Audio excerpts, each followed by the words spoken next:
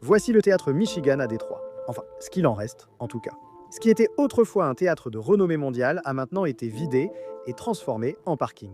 L'ancienne splendeur de son architecture n'est plus qu'un vestige de sa grandeur. Cette image sert de nature morte, métaphore de l'histoire et de l'état actuel de Détroit. Détroit est l'une des villes les plus négligées des États-Unis, avec un taux de pauvreté de 31%, soit presque le triple de la moyenne nationale. Sa population est aujourd'hui 2 fois moindre qu'il y a des décennies et continue de baisser. La criminalité touche toute la ville et les infrastructures publiques, comme l'éducation et la police, manquent constamment de fonds. Pourtant, Détroit n'a pas toujours été ainsi. En fait, elle a autrefois été la réponse du Midwest à Los Angeles et à New York, et un symbole de l'économie et de la culture américaine. En effet, pendant la première moitié du XXe siècle, c'était une métropole animée, rivalisant avec Chicago comme joyau du Midwest américain. Détroit semblait réunir tous les atouts pour une croissance industrielle rapide. Ressources naturelles, accès idéal à la rivière Détroit et des milliers de personnes travailleuses. Tous ces facteurs à eux seuls auraient suffi à stimuler la croissance. Mais ils se sont rapidement réunis pour non seulement renforcer l'économie du Michigan, mais aussi le rêve américain dans son ensemble. Sans le succès initial de Détroit, l'Amérique n'aurait pas la même position culturelle actuelle. Ville d'industrie, d'opportunités, de musique et de passion, ces traits résonnent encore chez ses habitants aujourd'hui. Peut-être que le contributeur le plus célèbre au succès de Détroit fut le début de l'industrie automobile menée par Henry Ford, créateur de Ford Automobile et un révolutionnaire dans le domaine. Détroit fut un paradis du commerce portuaire dès le XVIIIe siècle. Sous domination française, elle devint la principale ville française entre Montréal et la Nouvelle-Orléans.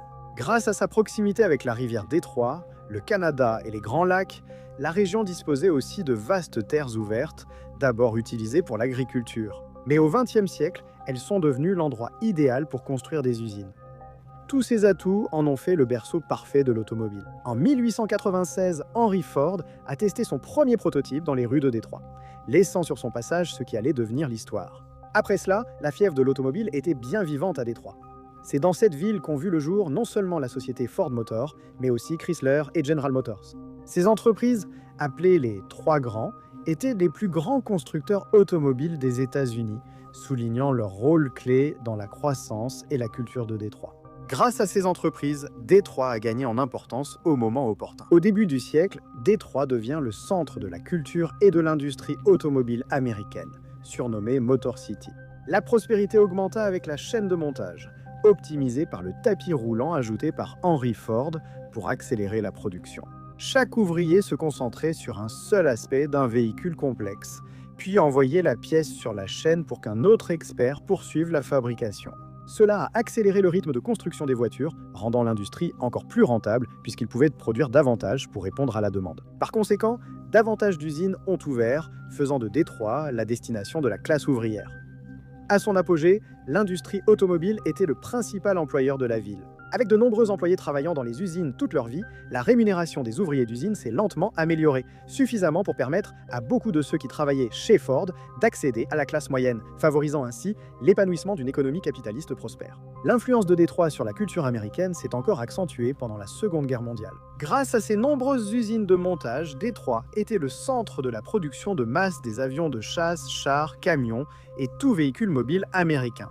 Célèbre pour cela, ces chaînes de montage converties en fournisseurs militaires pouvaient produire un avion de chasse B-24 toutes les heures à leur apogée. Avec seulement 2% de la population américaine, elle produisait 10% des matériaux nécessaires à la guerre. Au total, l'efficacité et l'importance de Détroit pour l'effort de guerre lui ont valu le surnom d'arsenal de la démocratie. Pendant cette ère dorée, la ville de Détroit était en fait comparée à Paris, avec de nombreux manoirs pittoresques et des boulevards qui s'en inspiraient. C'était une ville animée, pleine de vie et de promesses. De nombreuses personnes du monde entier sont venues à Détroit rejoindre son économie florissante et sa culture industrielle. Le succès de l'économie de Détroit, bien sûr, s'est étendu aux régions environnantes. À mesure que de plus en plus de personnes arrivaient, la ville s'est naturellement agrandie. En 1920, Détroit était devenue la 4e plus grande ville du pays. Vous pouvez voir ici la croissance rapide de la population de Détroit, avec un pic atteint en 1950, à environ 1,85 million d'habitants. Avec autant de personnes, il fallait une infrastructure adéquate pour les loger.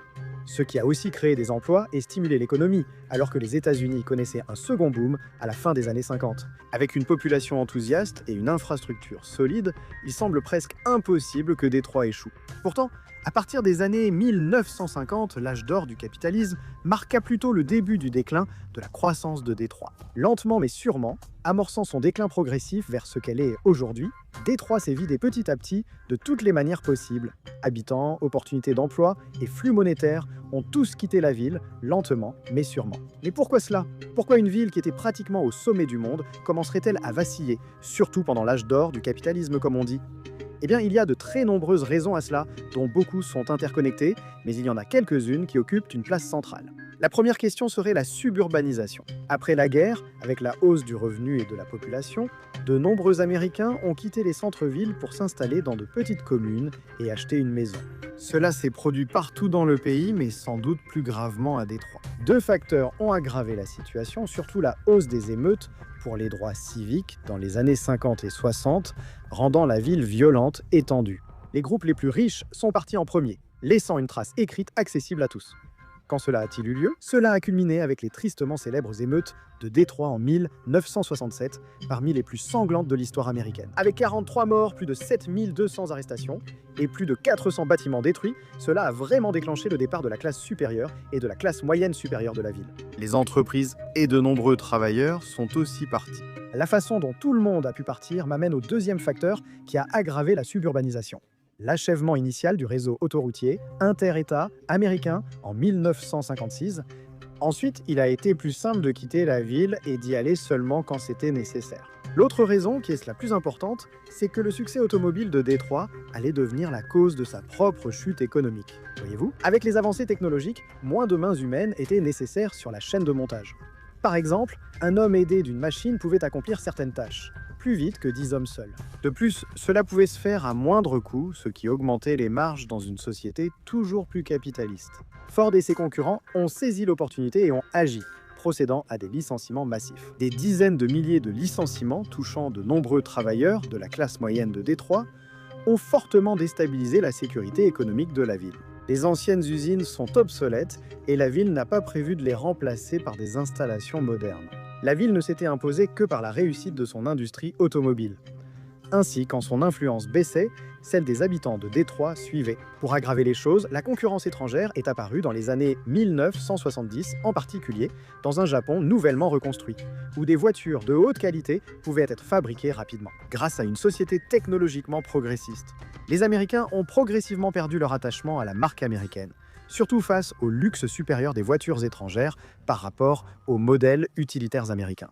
La hausse progressive des prix de l'essence durant les pénuries d'énergie des années 70 et après a fortement affecté l'industrie automobile américaine, car les véhicules peu efficaces produits aux États-Unis étaient un mauvais choix pour les conducteurs peu fidèles à la marque. À mesure que ces entreprises automobiles américaines voyaient une partie de leurs profits siphonnés par leurs concurrents, cela signifiait que leurs employés en ressentaient les effets, en particulier sur les salaires, qui en pâtissaient. Et dans une ville qui a eu le taux de taxe foncière le plus élevé de toutes les grandes villes des États-Unis depuis un certain temps, avec plus du double de la moyenne nationale à 3,12% même, aussi récemment qu'en 2022, cela annonçait une catastrophe pour Détroit. La classe ouvrière de Détroit, qui avait contribué à la croissance de la ville, était souvent exclue de ces maisons de longue date à cause de taxes trop élevées.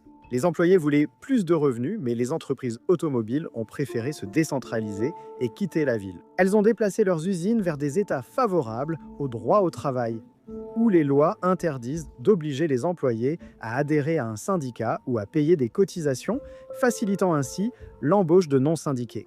Elles se sont aussi implantées à l'étranger, une solution encore moins coûteuse pour garder des coûts de production bas et rester compétitives face aux autres grands constructeurs. Cela a encore réduit la disponibilité de ces emplois autrefois fiables et a presque seul fait baisser l'attrait de Détroit comme ville où vivre. Vous connaissez la suite. Le déclin économique entraîne le chômage qui conduit à la pauvreté, ce qui bien sûr mène naturellement à la criminalité et à la violence des gangs. C'est quelque chose pour lequel Détroit est tristement célèbre depuis des décennies maintenant. En 1974, la ville a été surnommée la capitale mondiale du meurtre et reste depuis l'une des deux grandes villes américaines les plus dangereuses. avec un taux de criminalité violente constamment supérieur à 2000 incidents pour 100 000 habitants. Cela se reflète dans leur taux de pauvreté, qui est passé brusquement de 15% en 1970 à 33,2% en 2021, soit près de 3 fois plus élevé que la moyenne nationale. Ainsi, les gens ont commencé à quitter Détroit en masse, la population diminuant d'année en année. Rien qu'entre les années 2000 et 2010, selon le Bureau du recensement des États-Unis, la population de Détroit a chuté de 25%.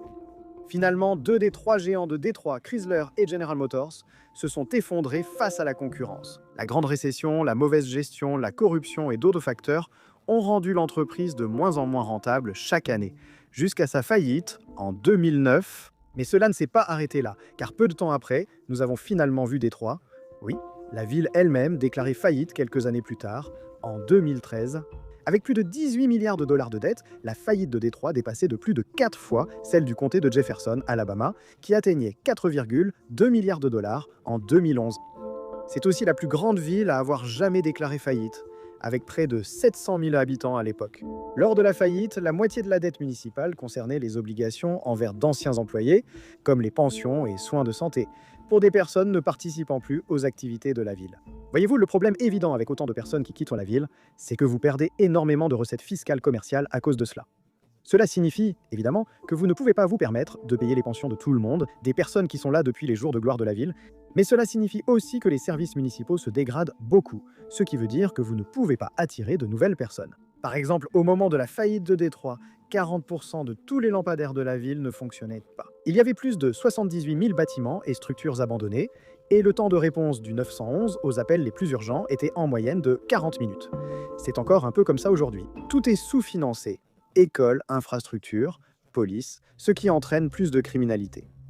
On ne peut donc pas s'attendre à ce que des familles viennent y élever leurs enfants. Détroit cherche désormais à augmenter ses revenus pour compenser la perte d'entreprises et d'habitants depuis des décennies.